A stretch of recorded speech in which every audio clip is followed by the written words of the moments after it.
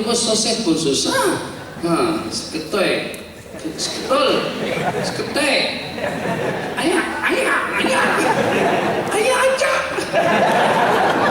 Astagfirullahaladzim. Ayah aja juga udah belajar tasawuf dulu. Ilmu yang kecela-cela itu yang membolehkan kita berhati bening, tenang, khasyiat, tidak kena suadzan kepada orang-orang. Kalau memang betul-betul dengan dalil yang qat'i secara pasti itu salah, baru kita katakan salah.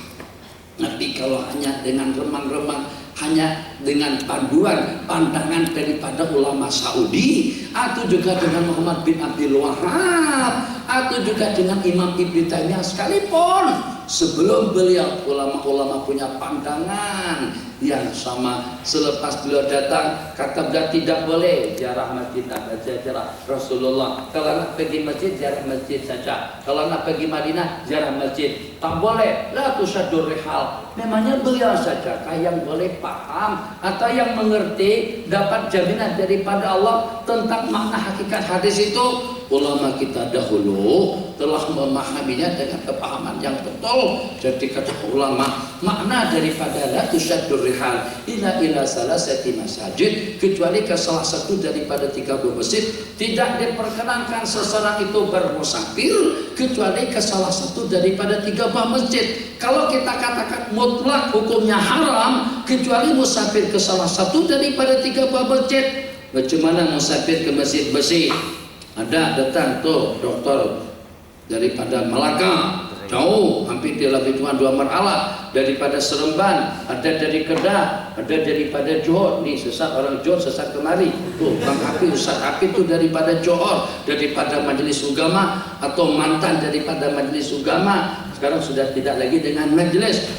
Datang dari jauh. Tuh dari Kelantan, Ustaz Aziz daripada Kelantan. Rahmat Ustaz bersama kita. Kita datang daripada jauh. Maknanya kalau secara mutlak tidak boleh musafir berarti hukumnya haram. Nah, maksud ulama musafir untuk ibadah, musafir untuk mengejar keutamaan tempat itu tidak boleh, tidak dianjurkan kecuali ke salah satu daripada 3 masjid. Masjidil Haram, Masjidil Nabawi dengan Masjidil Aqsa. Sampai kepada zaman Ibnu Taimiyah, kata Imam Ibnu Taimiyah tak boleh pergi ke Madinah dengan niatan ziarah Rasul. Jadi pergi ke Madinah ya untuk apa? Ziarah untuk apa? Dah pergi ke Madinah niat ziarah Masjid Nabawi, bukan ziarah makam Rasul. Makam Masjid Nabawi, Masjid Nabawi itu sebelumnya tempat itu adalah pekuburan.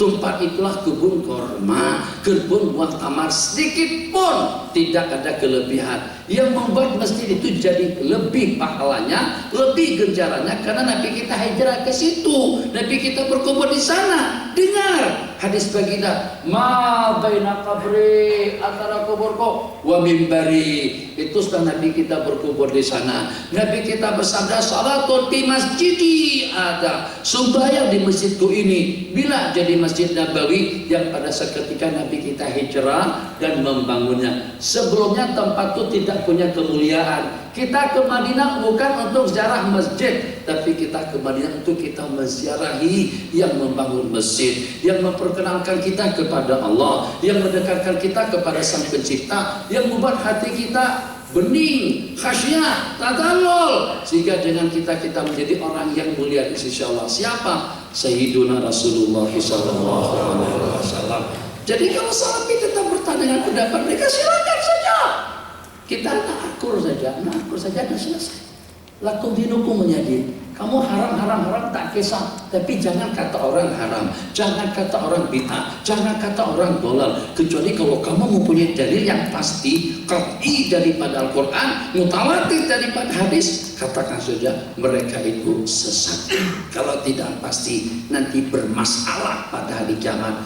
Allah berfirman, dari mana kalau sampai kalian sesatkan? Atas pertimbangan apa kamu takawul kepadaku, memperkatakan itu adalah hukum Allah Jalla wa'ala? Nak jawab lagu mana? kalau seketika di soal siasat. Jadi kata Syekh Abdul Qadir Jilani, kalian kenapa sampai mengkafirkan aku? Aku ramai mengislamkan orang-orang. Kenapa sampai kalian kafirkan aku? Apa kesalahanku? Oh, Sufyan berkata seperti ini, kamu sudah mendapatkan tafsirannya kan? Sudah mendapatkan penjelasannya kan? Daripada murid-muridku atau juga daripada ulama-ulama sofi. Jangan sewenang sekehendak kalian nak kafirkan, kafirkan. Tuh, semua ulama buka YouTube, memalukan betul kalau orang-orang Nasrani, ulama mereka disanjung dan dipuji, bahkan sampai jadi sembahan. Kita tidak berharap seperti itu, bahkan itu juga memang tidak boleh.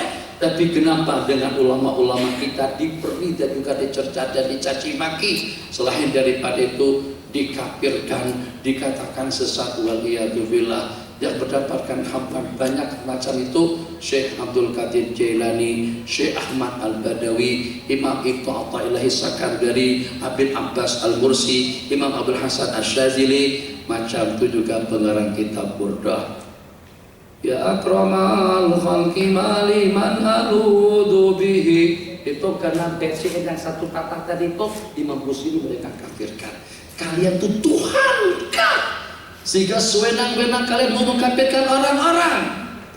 Kalau tidak paham, minta penjelasan bukan dengan Wahabi, minta penjelasan kepada orang yang punya perkataan. Tengok, baca, kaji selidik kitab-kitab yang dikarang oleh beliau, atau juga dengan perantaran murid-murid beliau, murid-muridnya untuk mendapatkan pencerahan supaya kita tidak terperangkap untuk mengkafirkan orang-orang yang dekat kepada Allah Jalla wa'ala. Mempermalukan betul kalau seandainya kita hidup di zaman mereka. Kita nih mungkin sampahnya, debunya kaki mereka saja, tak ada nilainya keilmuan yang kita miliki. Tahu dirilah dengan kita-kita, keilmuan kita seperti apa. Kita kadang-kadang pada tuh ceramah pun masih guna netbook lagi ceramah sambil buka WhatsApp, kita tengok hadisnya, kita tengok bacanya, kita minta bantuan. Kenapa? Benar daya ingatan kita tidak menunjang. Itu kelemahan yang ada dengan kita-kita. Imam-imam Hafiz minta maaf. Ya walaupun Hafiz, ada bang, oke, capek. Dan walaupun imamnya Hafiz, masya-Allah, tapi kalau saya baca surah yang selain daripada surah pilihan pun, kan malam tadi saya cakapkan. Kan kata doa imam muda malam tadi itu katanya Allahumma faqih fiddin, ya Allah faqihkan kami dalam bidang agama. Setelah saya perhatikan semuanya, bukan tuh dia, itu kita semuanya. Lam yalid wa lam yulad wa lam yakul lahu kufuwan ahad.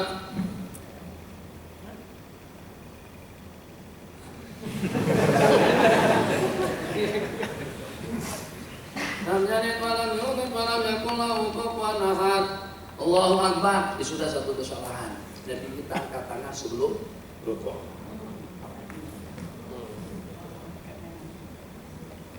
Rukuk. Dan Sami Allahu liman hamidah. Allah. Itu juga salah.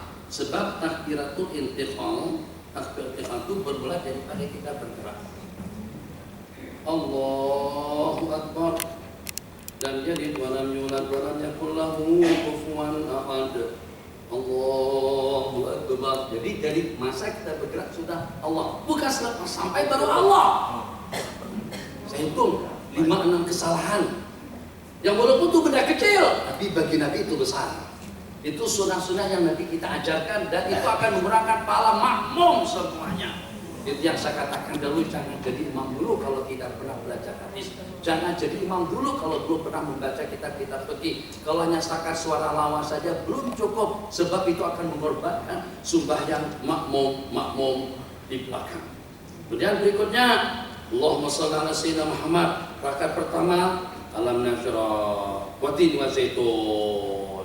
Rakaat kedua, alam tara kaifa lompat jauh. Kemudian pada khutbah Isya baca daripada surah Baqarah. Kalau baca surah Baqarah muslimah, yang walaupun panjangnya sampai ke rantau panjang.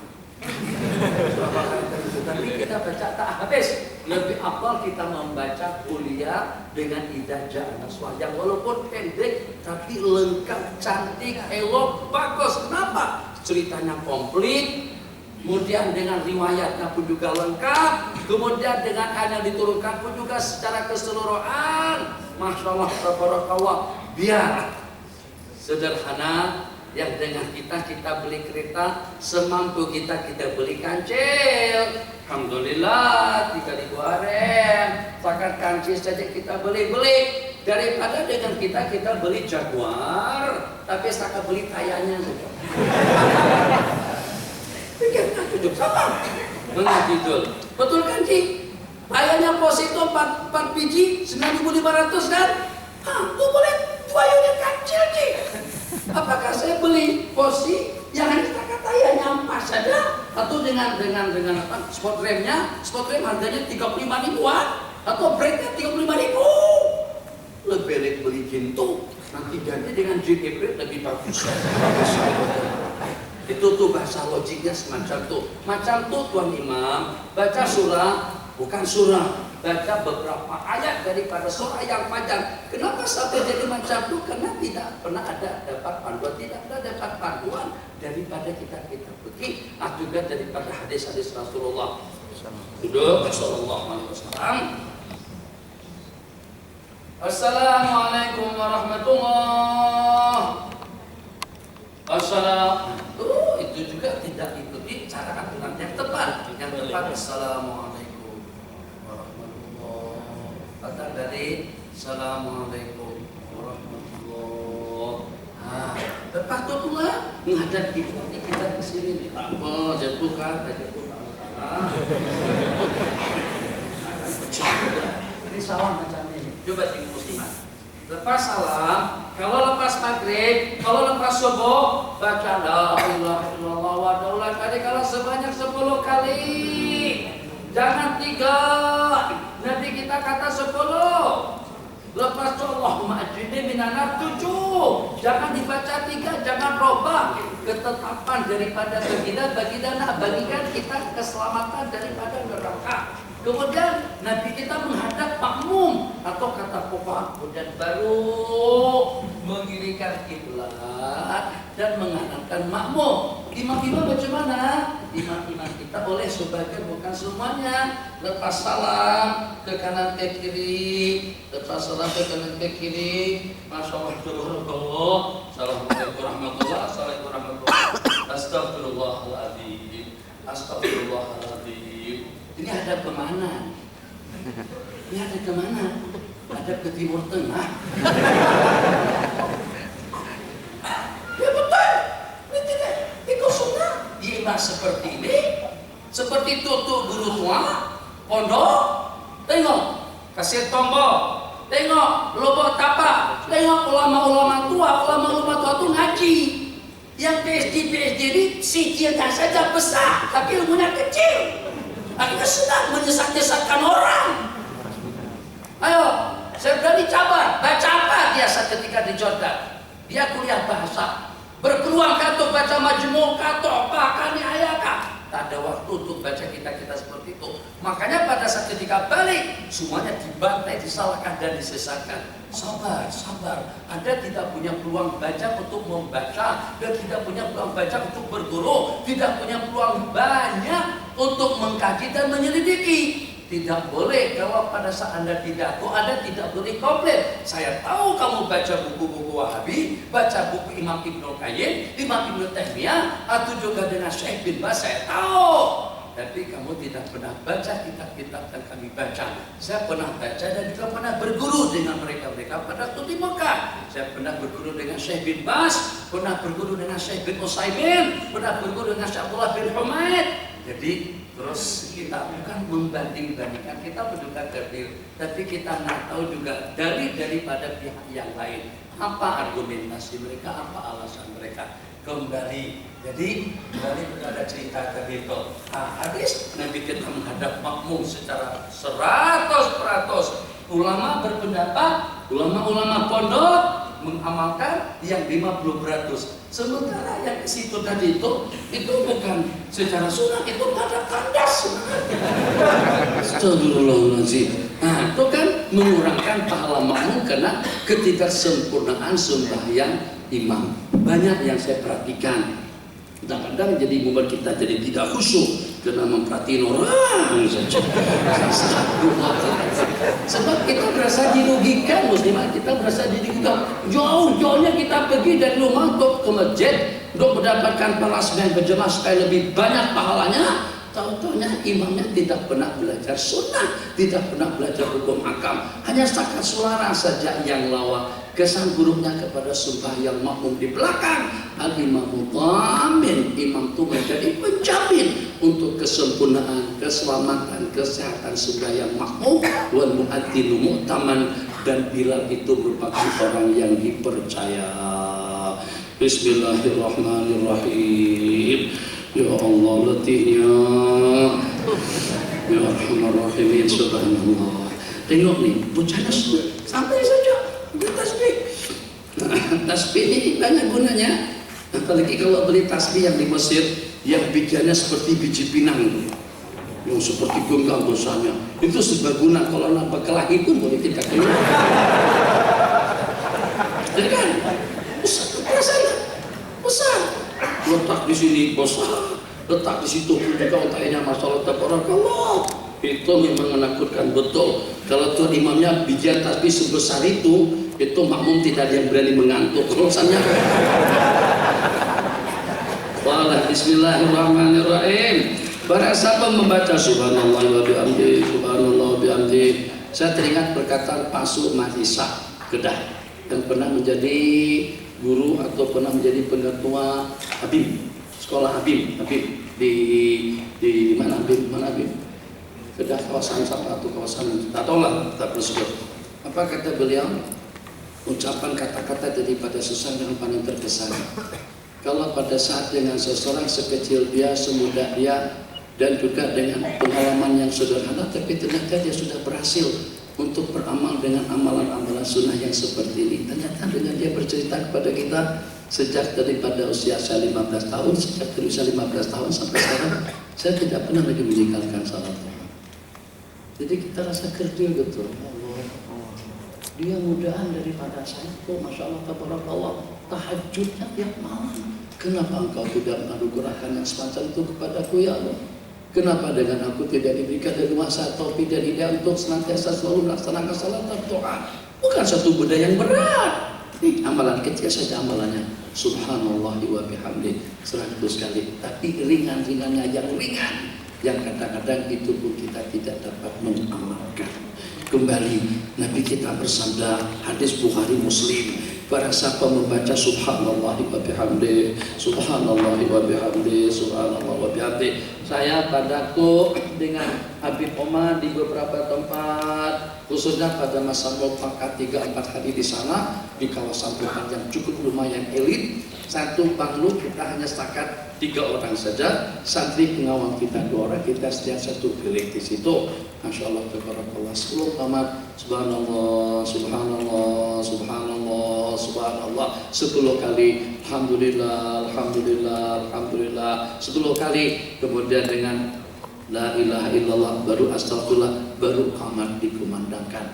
Nikmat kalau pada kita hidup dengan sunnah. Tapi macam mana kita boleh hidup dengan sunnah? Itu dengan cara mengaji dan membuka kembali kitab-kitab hadis. Dia memang memerlukan waktu, ketabahan, kesabaran. Kalau seandainya pengen selesai dalam 2, 3, 4 hari, nah boleh. Kita ya daurah 3 hari, lepas daurah 3 hari sudah jadi Syekhul Islam. Ini masalah betul nih.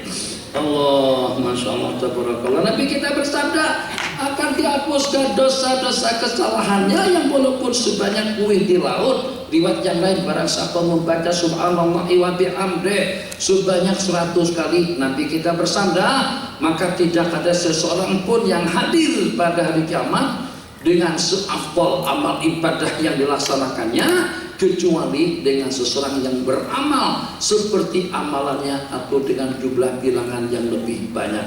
Kita berhenti pada hadis yang ke-147. Waktu sudah hampir habis. Walladzi nafsi biyadihi, demi diriku yang berada di bawah kekuasaan Allah, la yushikana, hampir waktunya Nabiullah Isa akan turun menjadi sebagai seorang hakim yang adil, memecahkan salib, membunuh, memusnahkan khinzir, meletakkan jizyah. Jizyah bukan jizyah. Wa yada'ul jizyata. Jadi pada saat ketika itu jizyah dan juga dengan ukurannya, jizyahnya, cukainya, pajaknya, dharibahnya, GST-nya itu semuanya nanti akan dilenyapkan oleh Nabiullah Isa alaihissalam. Qala wa yafidul malu, peliknya saat ketika khinzir dimusnahkan, pada orang boleh dapat untung daripada khinzir, jizyah dibatalkan, padahal kita boleh dapat untung dan juga boleh dapat masukan daripada cukai dan pajak. Tapi justru pada seketika itu harta melimpah ruah sampai tidak ada seseorang yang menerimanya, hatta yakuna takuna seketika itu, sehingga pada saat ketika itu satu kali sujud lebih berarti daripada dunia dengan isi-isi. Satu kali sujud. Nabi kita jalan santai, jalan 10 menit lagi, jalan, terus terjumpa kubur. Nabi kita kata kuburnya siapa nih? Itu kuburnya Ummu Fulan, kuburnya Makji siapa? Disebutkan namanya. Nabi kita bersabda, sesungguhnya 2 rakaat dengan dia itu lebih berarti, lebih mahal nilainya daripada dunia kekayaan kalian, daripada dunia dan isi-isinya.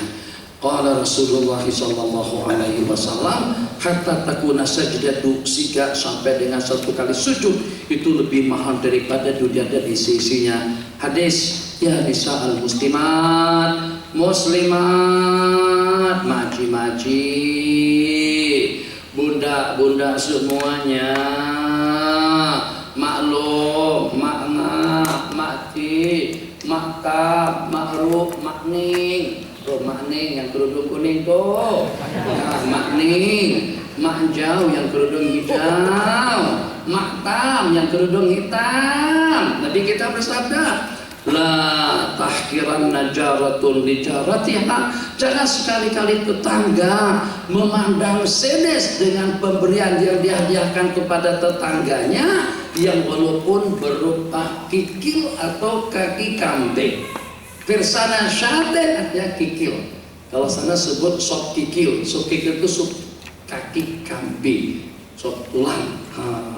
Kalau di sana ada nilainya kaki kambing. Jadi kalau ada sop kaki kambing, itu diantara daripada istimewa. Kalau di Mesir sebut dengan kawarek.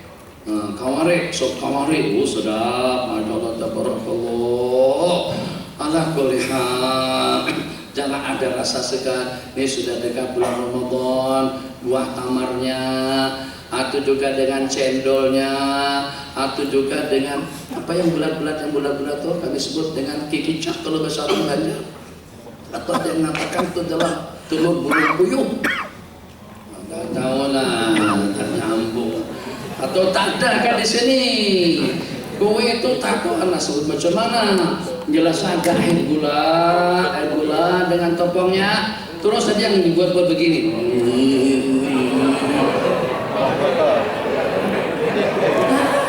Dia ada airnya di dalam, ada gulanya. Tuh kikicak, kata orang banyak kikicak. Masya Allah, itu sedap dimakan ala kulli hal, tapi menggilingnya nih, membuat ini yang susah. Kadang-kadang mak minta bantu nenek-nenek, jangan pandai makan ya, bantu lama. Tapi mak buat kecil-kecil macam itu. Kalau kita buat kecil-kecil lambat, jadi kita buat bulatannya besar. Kalau ada yang besar, ada yang kecil, masanya tidak sama. Nah, kenapa harus size semuanya sama? Supaya masakku semuanya sama rata. Itu diantara daripada hikmahnya. Ada lagi satu kue itu sejak dari beberapa waktu yang lalu saya yang merubah namanya, bukan siapa-siapa, saya rubah nama kue itu sebagai kue hitam manis. Namanya cuduk. Jodoh tuh namanya hitam manis, hitam tapi manis. Nah, tuh. Nah, jangan sedang. Assalamualaikum. Mangkok kejejak jodoh. Masih minta maaf. Sedikit anak-anak buat kue hitam manis kata Ustadz. Ini kue hitam manis. Masya Allah. Terima kasih banyak. Tolong ya. Pinggannya atau mangkuknya jangan dikembalikan kosong ya. Terus Masya Allah diisi dengan laksafah atau juga dengan bionka meonka. Itu makna hadis la tahkiran. Siapa tahu hadiah menghadiah itu di kampung macam tuh. Jika belum makanan di rumah belum tentu kadang-kadang tak kecukupan waktu dan perut untuk kita menghabiskan dan juga untuk kita memakannya. Ya walaupun ada dengan kaki kambing. Hadis yang terakhir, ma minkum min ahadin.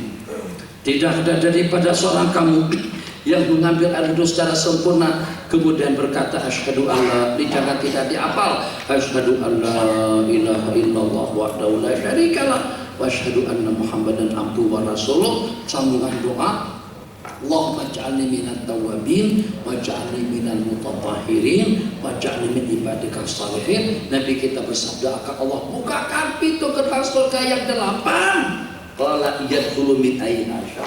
Ciut, kenapa-lapanya kebuka. Amalannya senang saja. Duduk, muslimat duduk, jangan duduk di dalam tandas. Beli rumah yang udah bilik air berasingan dengan tandas. Kalau takut duduk di luar tandas. Sebab kalau kita dalam tandas nanti untuk kita berdoanya. Oke, memang sudah tidak boleh dirubah sesuai. Mau tidak mau terpaksa juga dengan kita berwudu di dalam. Oke, keluar dari tandas. Afdalnya ngadap kiblat.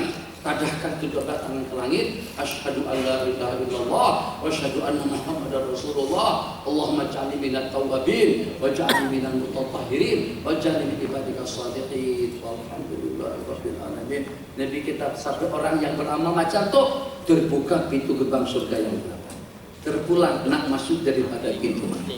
Situ Usman. Masya Allah, tabarakallah. Tapi mudah-mudahnya yang nanti kita ajarkan ini pun kadang-kadang tidak teramalkan. Hadis yang berikutnya,